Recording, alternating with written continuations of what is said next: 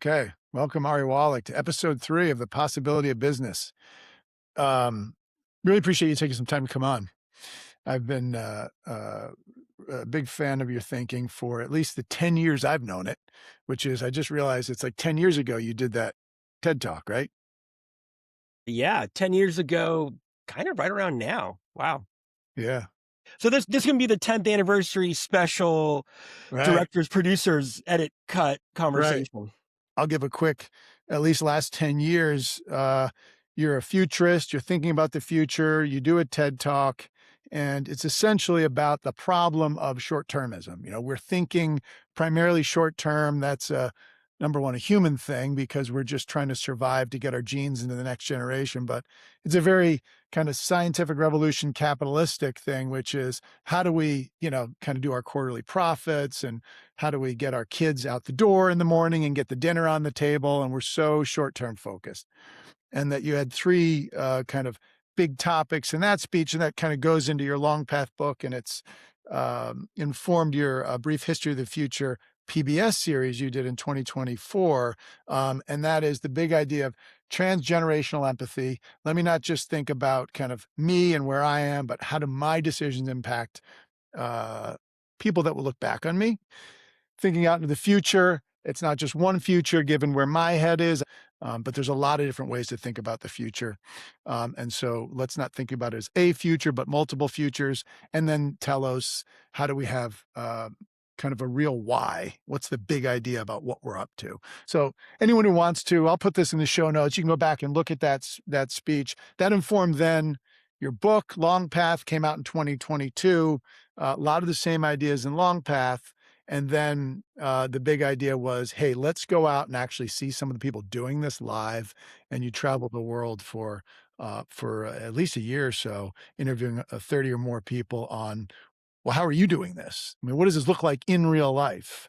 And so you might have some things you want to build on there. The one idea that really came out when you did the PBS series 2 years ago was this distinction between dystopian future and a protopian future, and that there's so much in our modern media world, in politics, in making a buck. There's value in creating a dystopian world because then I can say I can fix it, whether I'm a politician or business person. Now we get a narrative that things are very dystopian, but there's a lot of protopian things going on out there. Um, so that's all been over the last decade. That's like a very quick 2-minute synopsis of Good. Ari Wallach over 10 years. Um, and so here we are. It's 2026. Much has changed since 2016 when you did that original TED Talk. I'd be curious, maybe just to kick off, like, how are you reading the current moment, given kind of where you've been and what you've been thinking about? Well, first of all, it's great to be on here on the 10th anniversary of that TED Talk. Look, I before I was a quote unquote futurist, I really kind of my academic work was actually in history, anthropology, and psychology. So it was less about where are we going and more about how do we get here. And what became increasingly obvious to me, at least in the West, or we can say the global North, or the kind of the Western construct of history, is that a lot of how we think about institutions and the arc of progress is through an Enlightenment framework, and we won't spend hours on that. But in terms of where we are in this moment, we are seeing the not just the institutions, but the overall narratives of progress as were kind of created over the past 3 to 400 years, really from the Enlightenment forward, are collapsing. The ways of being, the ways that we think about how we order society, the ways we think about how humans work, given, the advances in neuroscience, really the advances across the board, um, all of those kind of narratives and what Niels Gilman, the historian, calls the official future, those narratives are breaking down. And the new ones about who are we, why are we here, and where are we going have yet to be created. And so when there's a narrative vacuum, which is what I think is actually probably one of the biggest issues of the moment, we see a run towards dystopia, a run towards leaders that say they alone can fix it. And in this moment, what I call the intertidal, which is this in between phase, some people call it a phase shift, some people, interregnum. The reason I use intertidal is because it really is this place that exists on the shoreline between high and low tide, is to show that these things are actually cyclical, that we're not actually having a break in reality as many people wanna kind of put forth, because we've been here before. We did the the axial age, the agricultural revolution, the advent of fire. Like, this is what we go through as a species. We're going through one right now. So my read of this moment is a lot of the kind of the fear and the anxiety is that we don't have a narrative about where we are and where we want to get to. Um, and within that larger narrative also is like, to what end? The telos. What is the point of all of this? And within a kind of progressive capitalist system, or I would say early wave capitalism, those answers are no longer relevant to a lot of people. I mean, you can kind of see what globalization was supposed to give us and bring us all together, in many ways is kind of tearing us apart. And so my read of the moment is that this kind of lack of an official future, the narrative that is kind of cracked, is leaving people distraught. And more than anything, it's giving this rise to dystopia, which leads to kind of a different set of expectations about what's going to happen. Those expectations lead to behaviors, and it actually becomes a self-reinforcing negative cybernetic kind of uh, really movement. And what ends up happening is we actually further our own demise at this point in time, as opposed to actually taking ourselves out of it. And one of the things that'd be great because you spent a lot of time with people who sleeves rolled up were really thinking in a long-term transgenerational protopian way.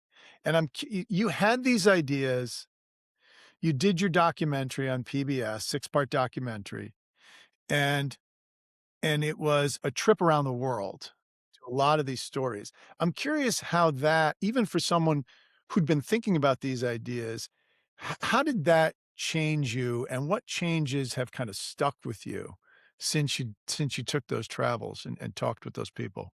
I mean, look, I think it changed my understanding of humanity, because before the show, intellectually, I understood and I had read that there are people who have agency, who want to kind of think about how we create these protopian tomorrows, these better tomorrows, not perfect, but better.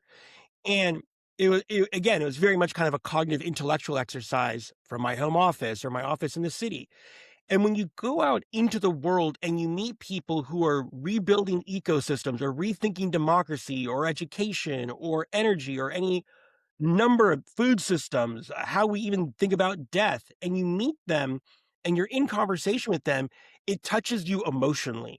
And, often those of us in the business world, we kind of push emotions to the back room. But everything that I have read, and have come to understand is it's actually emotions that drive action, that drive future action. So when you're changed kind of emotionally and you see that there are people out there who are executing against their agency to do something different, especially within a community. And you realize that hope is not lost, that there's actually more folks out there actually doing something than not. We just don't have those stories in media, because the fact of the matter is humans tend to gravitate towards dumpster fire and dystopian narratives, because, as you pointed out, if Ari and Doug were on the savannah 20,000 years ago, we were looking out for things that could hurt us, not things that could help us.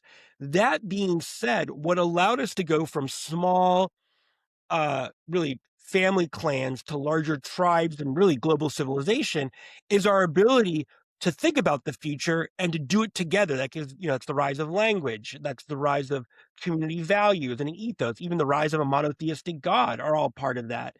And so in traveling the world, what I saw were folks and people and projects that um weren't just making me more optimistic, because optimism is kind of like it's a stance, but what hope will give you is the understanding that there is agency and there are folks that are out there doing something to correct the imbalance of the moment that we're in right now.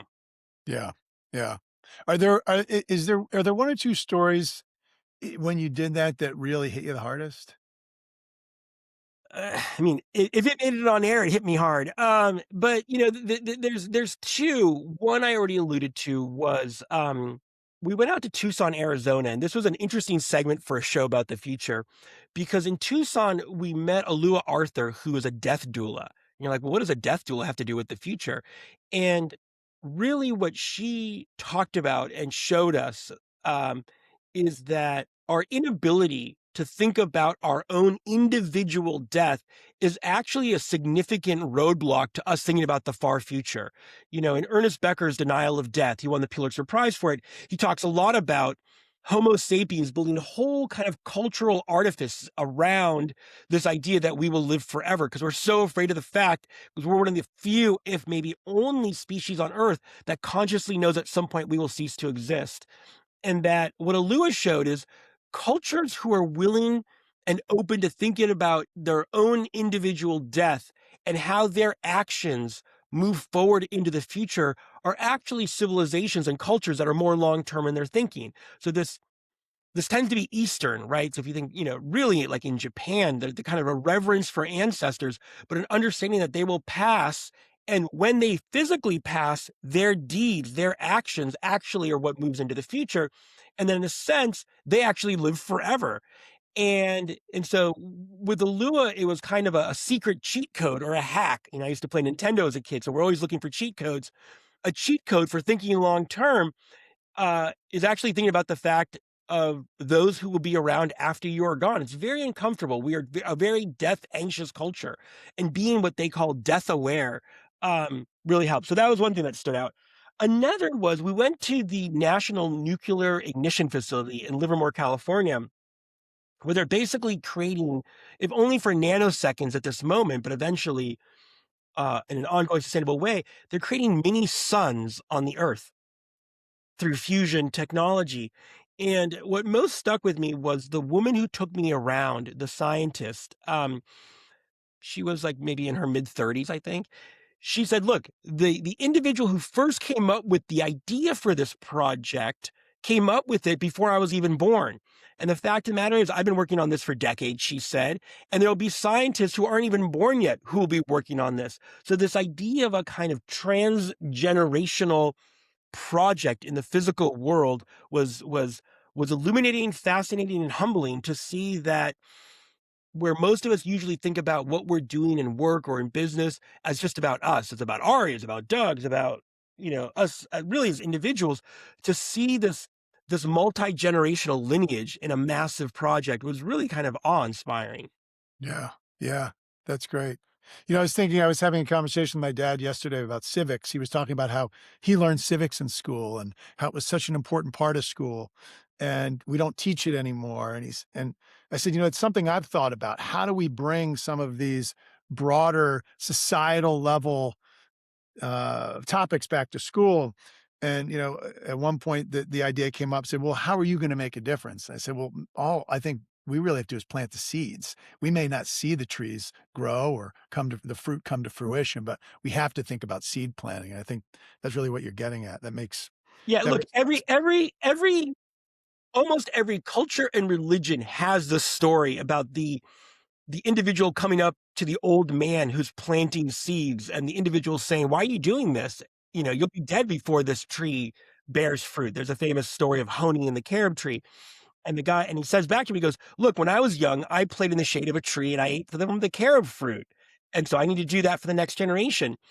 Those who plant those seeds and care for them and teach and educate about that kind of multi-generational cyclical way of doing things, whether it's in work, whether it's in family life or culture writ large or civilization building, are the most successful ones. And yeah. that's true now more than ever. So let's talk a little bit about you brought up the idea of narrative, you brought up the idea of story. You know, there's such a pull for dystopian stories for a variety of reasons. Um, what have you been doing since the documentary last couple years, as you think about that kind of narrative building? And, you know, kind of how do we in our current media world, in a world in which the media institutions we've come to know are shifting, changing, dying, some might say. how do we stoke more of those stories, you know? I mean, look, first of all, we have to decide that we want stories about better tomorrows, that we understand dystopian stories sell, but they mostly sell for reasons that we're attracted to them because at the root, they help us kind of rehearse what we would do if something went wrong. Then the question becomes, how do we rehearse what we would do or have to do for things to go right? And so since we did a brief history of the future, we have spun up a media firm called Futurific, myself and my partner Catherine Murdoch. And what we're doing is telling protopian stories. Now, that doesn't mean it's these sci-fi futures where everything is perfect, because the fact of the matter is, any kind of story that takes place in utopia really is talking about the seeds of the dystopia planted within that utopian perfect system. So protopia is really about better tomorrows, incrementally us getting there, but never fully getting there. And so the world of a protopian story is one in which the world is no longer an antagonist, but it's actually a protagonist. It helps the folks who are within that story, within that narrative, get to better resolutions than they would, let's say, in a dystopian world. That's one. Two, the other thing we have to realize is protopianism isn't just about the world, it's about the behavior within the world. So if we look at, let's say, Project Hail Mary, that's a protopian story. Even though the earth is slowly seeing the sun die, it's how they go about correcting the actions. It's teamwork, it's science, it's thinking about something bigger than yourself. Those are protopian behaviors. And so at our company, Futurific, we are telling those stories. Besides A Brief History of the Future, which is our first product, um, we now have 6 graphic novels that are kind of these one shots that we did with this company called AWA. And there's nothing better than collaborating with kind of best in class. And what AWA does really, really well is they bring in artists and writers and people who can think about storytelling in these kind of amazing ways. So these 6 short stories that take place. One is in a floating city off the coast of Florida in 20 years. Another one is about kind of AI, but that's benevolent. Another is this magical Afrofuturism tale. What these do is they replace the kind of dystopic way of telling what would normally be how you tell stories with those subject matters, and setting them in kind of protopian worlds, or worlds that are not perfect, but the behaviors within them are protopian. And what we're doing is we are slowly adapting those into TV shows and films. So that's how we're thinking about it. And then on top of that, we realize that storytelling isn't always just on a screen. So in 2028, we're going to be doing what is effectively kind of a World's Fair type festival in Basel, Switzerland, that will allow tens of thousands of people to kind of come through and inhabit these protopian worlds that we're building. So again, it's about putting the stories out there so that people can experience better futures and rehearse not disaster and collapse, but rehearse better tomorrows. Because when you start rehearsing them, you start actually doing the things you need to do to get to those worlds and make those worlds manifest. And have those some of those been, they're released already, those books?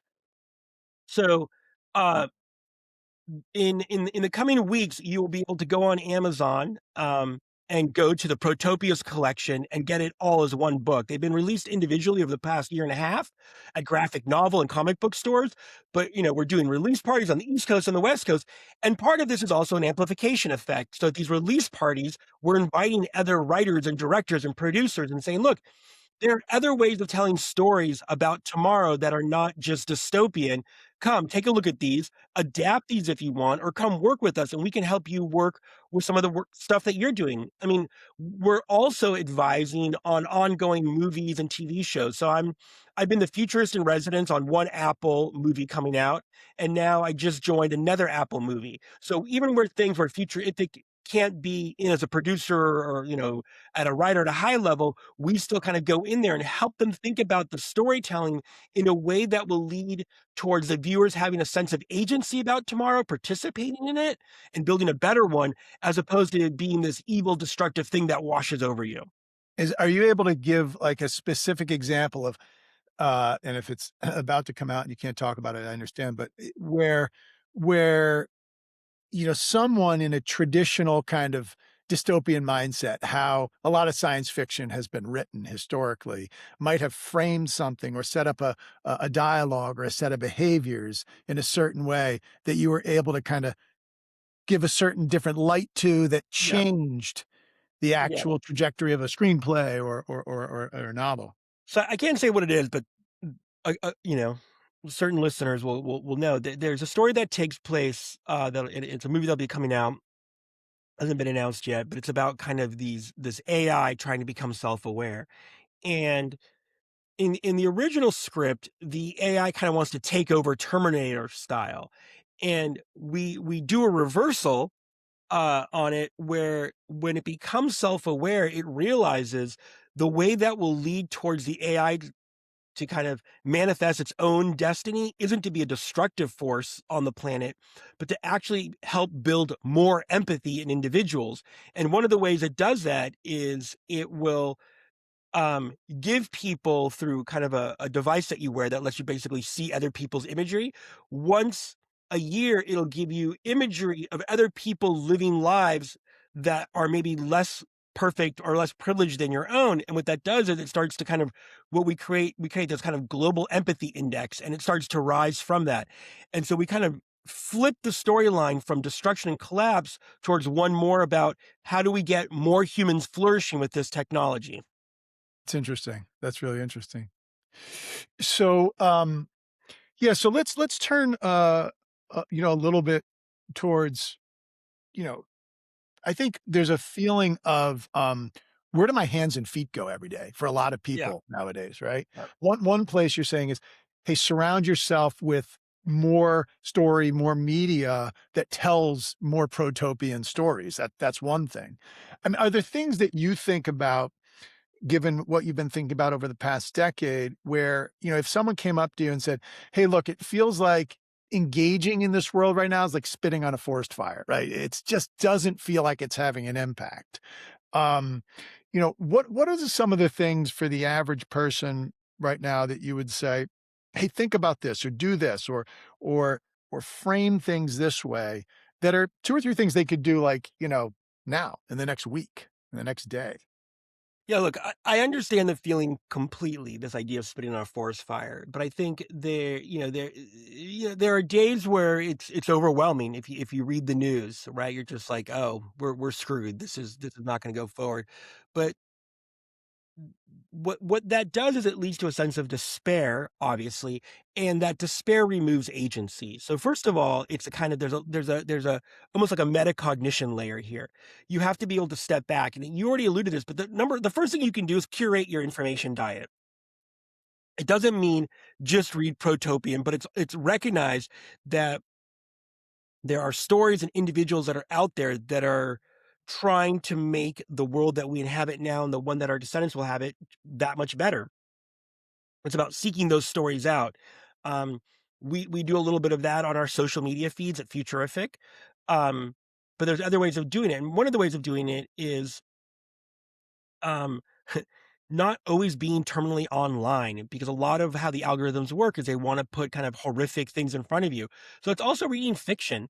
Um, it's also going to museums and seeing the beauty of what we have done. Look, if you were alive in 1850, you could not have predicted, women voting in the fall of colonial empire, civil rights legislation, the golden age of travel, polio vaccines, all these things.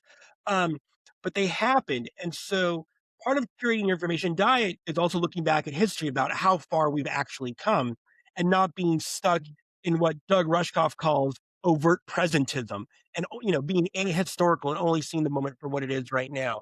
Um, the other thing is to think about second order effects. So as a student of history, if you look back, it's always a small group of individuals who build out the networks that change everything, whether it's the creation of the Apple computer or the Wright brothers. And so part of it is finding the others within your either within your community or within your organization who understand what's not only at stake, what's at risk, but what the opportunity is right now to actually think about creating either your family or your community or your company becoming a 1,000-year company. I mean, one of the things I do when I meet with executives is I say, "Look, what would it take for your company to be here for the next 1,000 years. They're like, well, I just think about the next quarter. I'm like, but no, there are a number of companies. If you go on Wikipedia, you can see it. A lot of them are based in Japan. Um, but some, they're around the world. If your company was going to be here in 1,000 years, what would you have to start doing differently? And when you start thinking like that, you realize that there are second and third and fourth order effects of the actions that you take within an organization, however you want to define that organization, that will actually move you from spinning on a forest fire to actually realizing collectively there are a number of fire hoses that can be put on that fire, but you have to take yourself out of this kind of current present shock moment. Yeah. Yeah. Yeah. And you brought up business. This podcast is obviously about the possibility of business. And one of the things I'm most interested in working when I work with executive teams is having them move out of that quarter to quarter framework. How having them move out of that, how do we just get the stock price high framework? Some of that is baked into just our System. market structure, our Yeah, yeah. capitalistic market structure. So, if we go back to that analogy of seed planting, I wonder if you have any thoughts or ideas as you think about executive teams, the reality that they're sitting inside of, and the possibility of protopian thinking, of longer term thinking. Um, how do you think about interrupting that as you think about maybe Western businesses nowadays? Are there I know you've done work inside of corporations. You've been asked to come in and provide future perspectives for them. Any thoughts on how to unlock some of that? Yeah, I mean, it's interesting. I've noticed an overall vibe shift over the past 10 years. It used to be I was brought in as a futurist and they were like, predict, tell us the mega trends. How do we position ourselves in the wave that's coming? And now the smartest leaders I'm working with aren't saying, how do I position myself within the wave, but how do I actually shape that wave and recognizing that they can do it. So the smartest leaders are thinking about resilience and adaptation over decades and how do they build that into their organization. That doesn't mean they actually have the answers as to what is quote going to happen. It really becomes what do they want to see happen, and that doesn't mean that businesses all of a sudden become charities and take over the role of government and the UN and think tanks and whatnot. What it means is they recognize that they're one of the most powerful forces on earth in terms of not only the products but the narratives that they put out. So I'm talking to business leaders right now, um, who, whether it's consumer packaged goods or transportation or housing, have much bigger ambitions. So it's no longer how do we hit our quarterly numbers for housing, but how do we house 9 billion people on this planet? Right. So in the show, I met with the folks at Icon, which does 3D printing for homes.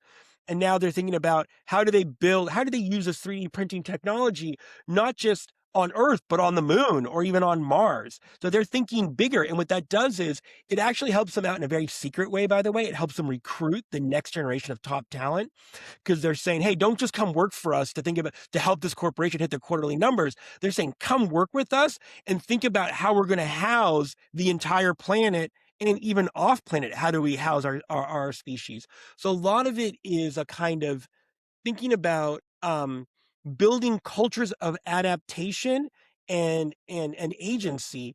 And that's what folks want right now, because here's the secret little thing: when you build a culture within a small group of leaders or writ large as an organization that's built around adaptation and agency and trust networks, those people are actually happier and more satisfied in the day-to-day moment, because they see themselves as connected to something bigger. And we have lost that in society writ large. The fact that we're doing and we're working on something other than the stock price or other than getting our kid into the right college. And again, against all these indices of happiness and feeling of worthy within the workplace, when you connect people to a bigger mission and vision, uh, they're gonna give you better work. They're gonna do more and help your company or your organization go from the next quarter to the next several decades. Can you connect I like that three-part agency, adaptation, and trust networks. Can you connect that, how you think about that to our current moment, our current political environment? Because in many ways, it feels more short-termism now. It feels more reactionary now. It feels more like, "Let's take us back to something that existed that probably never existed, but we all thought existed, or some people thought existed, that had all of its own problems that we're gonna gloss over 70 years ago." And there's almost this, like, drag us back to a past. So you're painting this picture of, and I'd imagine there's like Gen Z, Gen Alpha that really want that adaptation, agency, trust networks, right? And then there's this like feeling like a political moment in the US, but globally that's pulling us back to something older, something more Hobbesian, something more, just brutally power based. Um, how do you connect that and kind of reconcile that? Yeah, I mean, look, this goes back to the beginning of our conversation. In the where there is no vision, the people shall perish. And the other part of the quote is, the old systems are this is, and that obviously that's from the Bible. And then the other quote that I alluded to earlier is, the old systems are dying, the new ones are yet to be born. Now is a time of monsters. That's by the Italian Gramsci. And so what you're talking about is people desiring a kind of nostalgic retrofuturism that gives them a sense of when things were better. And of course, we're going to want that, right? You know, it's cliche, but in all these movies where someone's like on their deathbed or in a foxhole, what do the soldier always say? They always ask for their mom. They always want to go back to when times when everything felt safe and comfortable. And look, our narratives of the 50s, really the 50s, is kind of leave it to Beaver, were quite nice. But it glossed over massive civil rights issues, and racism and poverty, a whole host of things. And so people are going to be attracted to a romanticized nostalgia when things get very, very difficult. The opportunity for leadership, whether it's political or business, is to provide now stories about what the world could be if we get it right. And unfortunately, what I see, at least in the United States right now, within the kind of the political class, is a fight over not who has a better idea or ideas or stories about what we could be if we get it right, but a fight over who's going to mess us up even more if the other guy gets into power. And so there's a real opportunity, I think, especially coming up with the 28 presidential election in the US. But by the way, this is a global phenomenon. You see this in the rise of kind of neo populism, a real opportunity for someone to come forth with a vision of not just what the country could be, uh, but what it could be as a kind of as a planetary civilization, right? Remember, the nation state is only a couple of hundred years old. It's not this kind of Darwinian evolutionary entity that somehow controls everything that we do. I'm still a nation state guy, but what that means is we can kind of rethink what does it mean to be on this planet together. Buckminster Fuller had this great quote. We're on spaceship Earth. You can either be passengers or crew, and the opportunity for leaders right now is to come forth and say, listen, we're crew on this thing. And this isn't just about ecology. This is how we get along, how we use resources, how we educate. And we are missing that opportunity right now within the political space because our leaders, to your earlier point, are reverting to kind of short-termistic tactics because they're trying to put points on the board, but they don't realize that whoever quote unquote wins this game could lose the entire thing in the process. Yeah, and so one of the things I often think about when you think about story and narrative and telling that narrative is who has the platform, who's building Yeah. the platform, Yeah. where's the power in the story germinating. I think a lot of people would say that both parties in the United States, at least here, and probably parties globally, have lost the narrative. They've all gone to some sort of kind of batten down the hatches, go into our messaging and just try to win for tomorrow or the next cycle.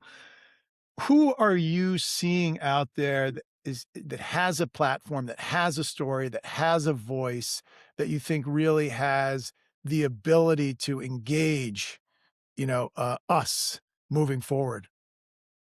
Look, I'll give you 2 examples. The first one will seem kind of small, but I've been following Matt Mahan, who's the mayor of San Jose running for the California governor's race. And it's not that he has all the right answers, it's the way he goes about explaining how he got there, right? And whether, I was just watching something that he was speaking on Ezra Klein's podcast around homelessness and the unhoused populations. And one of the things he did, which I've never heard a politician do, at least not in the remote history that I've been following this, is he's like, look, here's where we got it wrong, and here's where we can get it right, and here's why we did this, and here's how we would do it better. Um, so part of it isn't just a visions of success and amazing worlds to come. It's also being very human about the reality is sometimes it's two steps forward, one step back, but it's about meaningful progress towards something better, towards living up towards our dream and our vision of what this country could be and what the species could be. So that's a small Matt Mahan. On the more kind of global level, it's interesting because where I go to isn't business leaders, but I've been thinking a lot about kind of our spiritual or spiritual adjacent leaders, right? And not, again, not that anyone's perfect, but I've been looking at Rabbi Sharon Brous in Los Angeles, um, who's really talking about how do we call forth our kind of our better angels and what that could look like if we did that. I've been looking at the work that Van Jones does. With these Exodus dinners where he's bringing kind of Black and Jewish leaders together again, um, and having conversations about like what what were we able to do when we worked together, where have we kind of slipped, and how do we come back together again to kind of help move the world forward again. And again, these are folks who are thinking through a protopian lens about not how do we just battle what's wrong, but how do we look at what's wrong and give people a something better to actually move forward to. Again, another Buckminster Fuller quote: never fight the old dying system, just make one that's so much better that people leave that one. And so folks who are looking at that, whether it's in housing or transportation or how we parent, those are the leaders that I look to, the ones who are saying not just what's wrong, because to be critical in this world and cynical in some sense is to show how smart you are. You haven't drank the Kool-Aid. I'm looking for the folks who can do that level of analysis, but then put forth a vision about what success looks like. So whether it's Patagonia or the company Nopla, who's making food containers out of seaweed, again, kind of solution centric, either within their individual pillar or at a systems level, are the ones that I think are going to pull us through and help us navigate this intertidal moment successfully. That's great. I really like that Buckminster Fuller quote around don't fight the old system, create the possibility of the new. And the ideas of these gatherings, whether it's Van Jones or this rabbi you mentioned, is powerful because I think going back to that Timothy Leary quote you shared earlier, this idea of find the others, I think that's not something people are struggling with right now, finding the others. You're in a very unique position that you're a magnet for that because of what you've chosen to do in the world, that you get to be in that. And I think finding ways for people to find the others is really important. That's why I really wanted to do this podcast, and it's been, I think, very interesting. I think if we take it to the business world, you said something interesting. Matt Mahan, you mentioned, then you mentioned Rabbi and Van Jones. He said, "I don't really have any in business," and that's, I think, a possibility right now, right? Yeah. If we go back to the heart of this podcast, the possibility of business, it's like, how do we create that? I mean, business leaders that I come across right now in private conversations will share concern. In public conversations, because of their fear to the market, afraid of the market, especially public companies, they won't. And it creates this real dissonance that creates a distrust.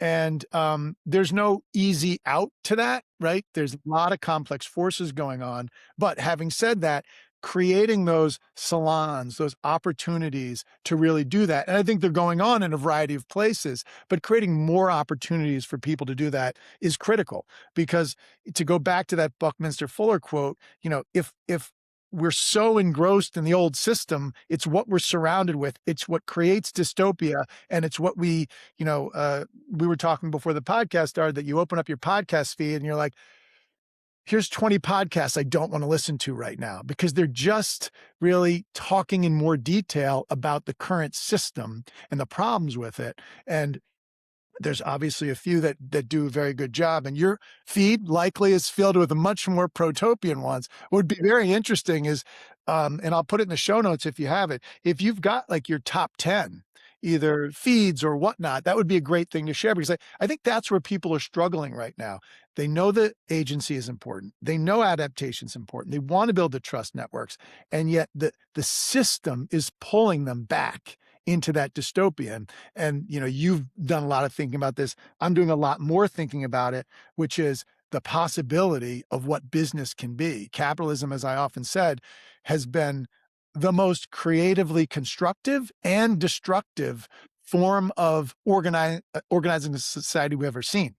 So, as I wonder, as we close out this episode, and you just reflect on people moving forward, are there any kind of final thoughts that have really kept you on a kind of moment to moment, day to day basis, like stable and really positive, as you move through what's a challenging world right now? Yeah.